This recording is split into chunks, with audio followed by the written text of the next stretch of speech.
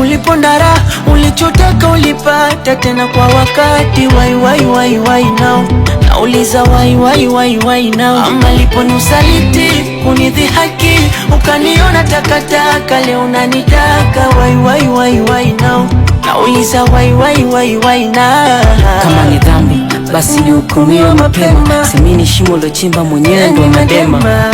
Hata mama angu si alisema unaweza penda na ukaachwa delema. Eti unadai ndo mume wako wa ndoto, unahitaji faraja na unahitaji watoto. Umesahau kuwa uliniacha kwenye changamoto, Mungu pekee ndo anajua nilivyopitia msoto. Nimekosa haya unaibu, ulitupanga kwa mafungu chini na juu.